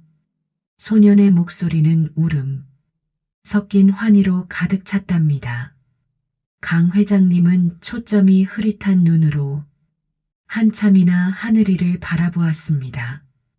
그리고는 마스크를 벗어 던지려는 듯 안간힘을 쓰며 무어라 속삭였지요. 하늘이는 할아버지의 입가에 귀를 가까이 가져다 댔습니다. 미안하다 미수야 미안하다. 노인의 입에서 나온 첫마디는 소년의 이름이 아니라 30년 전 자신이 매정하게 내쫓았던 딸의 이름이었답니다. 평생을 장인이라는 자존심에 갇혀 살았던 노인이 죽음의 문턱에서야 비로소 자식에 대한 그리움과 속죄의 눈물을 터뜨린 것이지요. 우리 어르신들, 그 부모의 마음이 오죽했겠습니까? 자신의 고집 때문에 딸이 시장 바닥에서 고생하다 죽었다는 사실을 알았을 때 그 심장은 이미 천갈래, 만갈래 찢겨나갔을 텐데요. 강 회장님은 떨리는 손을 들어 하늘이의 뺨을 어루만졌습니다. 내가 죄가 많아. 내 애미를 그렇게 보내는 게 아니었는데 그깟 양조장이 뭐라고, 그깟 기술이 뭐라고. 노인의 눈물은 멈출 줄을 몰랐고 하늘이의 손등 위로 뜨거운 참회의 눈물이 비오듯 쏟아졌답니다. 하늘이는 할아버지의 품등에 고개를 묻고 함께 울었습니다. 아니에요. 할아버지 어머니는 한 번도 할아버지를 원망하지 않으셨어요. 매일 밤 백년주의 향기를 맡으며 할아버지를 그리워하셨는걸요. 저보고 꼭 할아버지를 도와드리라고 하셨어요. 소년의 따뜻한 위로에 강 회장님은 더욱 크게 오열하셨지요. 비로소 가문을 짓누르던 30년 묵은 한이 할아버지와 손자의 포옹 속에서 눈 녹듯 사라지는 순간이었답니다. 그렇게 며칠이 지나 강 회장님은 기력을 회복하고 일반 병실로 옮기게 되었습니다. 그 사이 양조장에서는 대대적인 숙청이 시작되었지요. 최 상무의 수하들은 모조리 경찰에 연행되었고 그가 숨겨두었던 이면, 계약서와 비자금 장부들이 세상 천지에 드러났답니다. 시장통 상인들도 자기 일처럼 기뻐하며 병원으로 과일을 나르며 축하를 건넸죠. 하늘아, 내가 큰일 해냈다. 우리 시장의 보배가 가문을 살렸어. 박씨 아저씨와 김할머니의 웃음소리가 병동에 가득했지요. 강 회장님은 병상에 앉아 하늘이에게 양조장의 열쇠와 어머니의 유품인 나침반을 다시 고쳐준 새 것을 건네주었습니다. 하늘아, 이제 이 100년 양조는 내 것이다. 내 어머니가 그토록 지키고 싶어 했던 진실의 맛을 이제 내가 세상에 보여줘야 한다. 할아버지의 눈빛에는 예전의 고집스러움 대신 손자에 대한 깊은 신뢰와 사랑이 가득 담겨 있었답니다. 하늘이는 나침반을 가슴에 품고 굳게 약속했지요. 걱정하지 마세요. 할아버지 어머니의 유언대로 100년주의 향기를 전 세계에 퍼뜨릴게요. 그렇게 1년이라는 시간이 쏜살같이 흘러갔습니다. 항구도시 구룡시는 예전과 다름없이 새벽 시장의 활기로 가득했지만 단 하나 달라진 풍경이 있었지요. 명가 100년 양조의 정문에는 전 세계에서 온 바이어들이 줄을 서서 기다리고 있었고 그 중심에는 정갈한 정장을 입고 유창한 외국어를 구사하는 청년 강한을 대표가 있었답니다. 이제 더 이상 시장통 배달부 소년이 아니었지요. 그러던 어느 날 저녁이었습니다. 강 회장님과 하늘이가 마당 평상에 앉아 갓 빚어낸 백년주를 시음하고 있었죠. 그때 거실의 TV에서 긴급 속보가 흘러나오기 시작했습니다. 뉴스 앵커의 목소리가 흥분으로 떨리고 있었지요. 시청자 여러분, 기쁜 소식입니다. 프랑스 파리에서 열린 세계 최고 주류 품평회에서 대한민국의 백년주가 전설적인 와인들을 제치고 종합 1위를 차지했다는 속보입니다. 심사위원들은 이 술을 가리켜 천년의 세월을 이겨낸 진실의 향기라고 극찬했습니다. 뉴스가 보도되는 순간 하늘이와 강 회장님은 서로를 바라보며 말을 잇지 못했습니다. 할아버지의 눈에는 다시금 눈물이 고였고 하늘이는 하늘을 향해 환하게 미소 지었지요. 엄마, 보고 계시죠? 우리가 해냈어요. 소년의 마음속 외침이 노을빛에 물든 양조장 마당을 따뜻하게 감싸 안았답니다. 그런데 바로 그때였습니다. 환호하는 사람들 사이로 출소한 지 얼마 되지 않아 초라한 행색의 누군가가 양조장 담장 너머에서 번뜩이는 눈으로 두 사람을 노려보고 있는 게 아니겠습니까?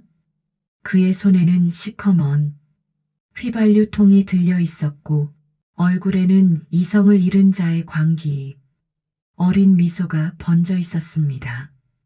과연 백년 양조의 이 찬란한 영광은 계속될 수 있을까요? 어둠 속에서 다시 다가오는 이 검은 그림자의 정체는 대체 누구일까요? 우리 시청자 여러분, 드디어 이 파란만장했던 이야기의 마지막 장을 함께하게 되었습니다. 노을이 붉게 타오르며 양조장의 기와지붕 위로 금가루를 뿌려놓은 듯한 그 평화로운 저녁, 하지만 그 평화 뒤로 스며든 시커먼 그림자를 보셨나요? 출소 후 갈 곳을 잃고 탐욕의 노예가 되어버린 최상무가 자신이 갖지 못할 바엔 차라리 모두 태워버리겠다며 휘발유통을 들고 나타난 그 절체절명의 순간 말입니다. 최상무의 눈은 이미 초점을 잃고 광기에 젖어 있었죠. 너희만 행복할 줄 알았어? 이 양조장만 없으면 내 인생이 이렇게 망가지진 않았을 텐데. 그가 바들바들 떨리는 손으로 라이터를 켜려는 순간 하늘이가 담담하게 그의 앞을 가로막았습니다. 우리 하늘이가 어떤 아이입니까? 죽음의 문턱을 수없이 넘나들며 진실의 힘을 믿어온 아이 아니겠어요?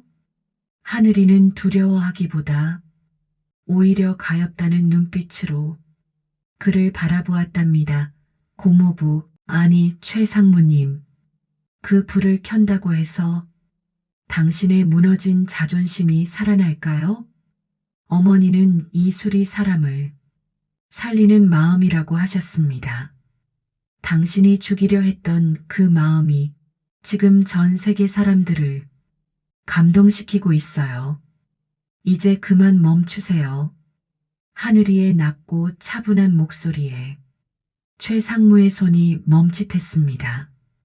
그 찰나를 놓치지 않고 잠복해 있던 경찰들이 덮쳤고 백년 양조를 집어삼키려던 마지막 어둠은 그렇게 허망하게 사라졌답니다. 그로부터 다시 1년이라는 시간이 흘렀습니다. 우리 어르신들, 세월이 약이라는 말이 참 맞지 않습니까? 흉터가 남았던 하늘이의 손등 위에는 이제 가문의 영광을 상징하는 당당한 굳은 살이 박였고 양조장은 전보다 훨씬 더 활기가 넘치게 되었죠. 이제는 명실상부한 세계 최고의 명주로 우뚝 선 백년주의. 향기를 맡기 위해 먼 바다 건너 파리에서도 뉴욕에서도 사람들이 구름처럼 몰려든답니다. 자, 이제 오늘의 마지막 장면으로 여러분을 모시고 갑니다. 고즈넉한 양조장 마당 평상 위로 넉넉한 노을이 내려앉았네요. 그곳엔 이제 낡은 작업복 대신 정갈한 정장을 차려입은 늠름한 청년 강한을 대표와 그 곁에서 흐뭇한 미소를 지으며 신문을 보시는 강석호 회장님이 나란히 앉아 계십니다. 19살 소년이었던 하늘이가 어느덧 100년 가업을 짊어진 든든한 가장이 되어 할아버지의 굽은 등을 펴드리고 있는 그 뒷모습이 얼마나 장한지 모릅니다. 평상 위에는 김이 모락모락 나는 뜨끈한 국밥 2그릇이 놓여 있네요. 할아버지가 가장 좋아하시는 시장통 박씨 아저씨네 국밥이랍니다. 하늘이는 직접 국밥을 할아버지 앞으로 밀어 드립니다. 할아버지, 식기 전에 어서 드세요. 오늘 품평의 결과 나오느라 고생하셨잖아요. 강 회장님은 껄껄 웃으시며 숟가락을 드십니다. 허허, 녀석도 내 팔자가 상팔자구나. 전 세계 사람들이 내 술을 마시고 싶어 안달인데 나는 이렇게 귀한 손자가 차려준 국밥을 먹고 있으니 말이다. 두 사람은 마주 앉아 국밥을 한술 크게 뜹니다. 예전에는 어색하기만 했던 이 식탁이 이제는 세상 그 어느 진수성찬보다 따뜻하고 풍성해졌죠. 강 회장님은 국밥 한 그릇을 뚝딱 비우시고는 하늘이의 손을 지그시 맞잡으셨습니다. 하늘아, 내가 참 못난 할배였다. 내 애미를 지켜주지도 못하고 너를 그 험한 길바닥에서 고생하게 만들고 그런데도 너는 나를 원망하지 않고 이렇게 가문을 일으켜 세웠구나. 정말 고맙다. 내 강아지 노인의 눈에 맺힌 것은 더 이상 후회의 눈물이 아니었습니다. 그것은 대를 이어 내려오는 가족의 정과 자부심이 담긴 맑은 이슬이었죠. 하늘이는 할아버지 주름진 손등 위에 자신의 손을 겹쳐 올렸습니다. 그리고는 어머니가 남겨주신 이제는 고쳐져서 정확하게 북쪽을 가리키는 나침반을 만지작거리며 미소 지었답니다. 할아버지, 어머니가 돌아가시기 전날 밤에 제 손을 잡고 그러셨어요. 사람 사는 게 때로는 쓰디쓴 술 같아도 정성을 다해 빚다 보면 결국 향기로운 진심이 남는 법이라고요. 하늘이의 목소리는 노을빛을 닮아 아주 따뜻하고 부드러웠습니다. 할아버지, 엄마가 그랬어요. 진심이 담긴 술은 사람을 살린다고요. 두 사람의 웃음소리가 양조장의 깊은 장독대 사이사이로 스며듭니다. 명동 골목에서 구두 상자를 들고 구룡시 시장통에서 오토바이를 몰며 외롭고 고달픈 세월을 견뎌온 소년. 이제 그는 자신의 이름을 지우고 가문의 향기를 채웠습니다. 어머니의 눈물은 백년주의 향기가 되었고 할아버지의 참회는 천년의 약속이 되어 이 땅에 깊이 뿌리내렸답니다. 우리 시청자 여러분, 참으로 긴 여정이었지요? 인생이라는 게 그렇습니다. 오늘 내가 겪는 고통이 내일의 향기가 될 줄 누가 알았겠습니까? 하늘이처럼 묵묵히 자신의 길을 가다 보면 여러분의 인생에도 반드시 향긋한 봄날이 찾아올 거라 믿습니다. 백년 양조의 불빛은 오늘 밤도 꺼지지 않고 환하게 세상을 비추고 있답니다. 오늘도 귀한 시간 내어 이 긴 이야기를 끝까지 함께 해주셔서 진심으로 머리 숙여 감사드립니다. 여러분의 따뜻한 댓글 한 줄이 저에게는 가장 큰 힘이 된답니다. 가시기 전에 구독과 좋아요 한 번씩만 꼭 눌러주시고요. 늘 건강하고 평안한 하루 보내시길 간절히 기도하겠습니다. 감사합니다. 지금까지 여러분의 마음을 어루만지는 유튜브 오디오 드라마 작가였습니다.